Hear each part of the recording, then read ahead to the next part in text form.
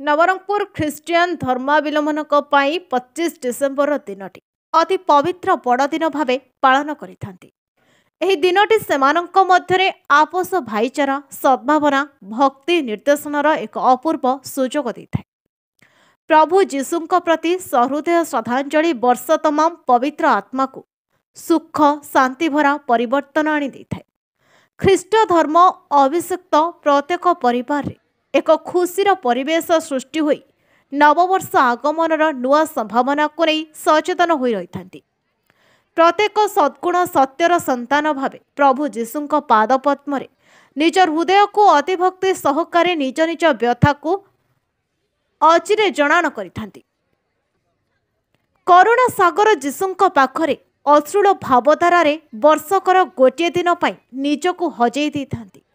जिलार प्रत्येक गिर्जा को आज दिन पाई आलोकमाला सुबासित गंध परिच्छन्नता सह सुसज्जित करा जाइथिबा देखा जाइछि। बाइबेलर पवित्र वाक्यगुड़िक प्रभुंक उद्देश्य निजको समर्पित करिथांती। जीशुंक जन्म वृत्तांत कठिन जीवनर उद्देश्य प्राणींक आत्मा को शुद्धपूत भावरे पवित्र करिबा सकल कष्ट को दूर करिबा रहिथिला। गिर्जा उपरे घंटार निनाद तारका एक्समास ट्री सांता क्लॉज क्रॉस चिन्ह एवं पवित्र बाइबेल विश्ववासी को सूचई देउछि सत्पथ सत चरित्र विश्व शांति प्रेमर वार्ता। जीशुंक आगमन रे नुआ पोशाक पिंधि अन्य को हाथ मिसाई शुभ अभिनंदन जणाइबा सह एही दिनटी को ख्रिस्टियान माने धूमधाम रे पालन करिथांती। नवरंगपुर श्रीहरि विषयक रिपोर्ट नवरंगी लाइफ। बहुत सुंदर भाव में पालन कलु मु स्थानीय मंडली गुरु कार्यकारी और मोर परामर्श आउ युवक बंधु मानकर ग्रामीण मंडली नेता नेत्री मानकर साहाय्य अति सुंदर भाव में ख्रीष्ट जन्म पर्व हम पालन करूँ। डिसेम्बर मास 24 तारीख 25 तारीख काली 26 तारीख आम प्रेयर अच्छी आम सुंदर भाव प्रार्थना करी परमेश्वर आशीर्वाद सहभागी लाभ कर आशीर्वाद लाभ कर इच्छा दिन अति सुंदर भाव 24 तारीख रात्रि समय आम समस्ते आमर घंटा बाजिब बेल बाजला उतारे समस्ते प्रार्थना को आसती। आमर उपासनार धारा अच्छी से धारा प्रकार आम पर्व पालन करूँ। गीत गान करूँ प्रार्थना करूँ बाइबल पाठ करूँ उपदेश बुझीबू आ समस्ते आशीर्वाद नेला अपना गृह को चलू।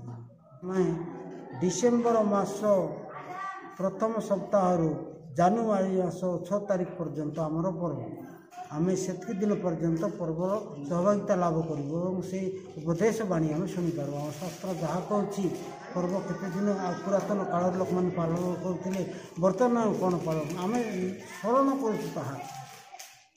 सर्वप्रथम ख्रीष्ट जन्म पर्व तथा बड़दिन पर्व अवसर में समस्त हार्दिक शुभेच्छा और अभिनंदन।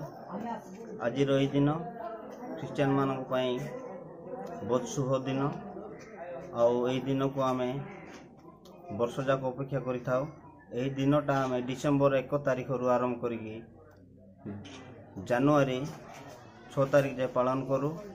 आई दिन मानक ख्रीस्टियान लोक मान मध्य अनेक हस खुशी आनंदर लहरी खेल जाए और परस्पर को स्नेह ममतार आदान प्रदान करा जाए।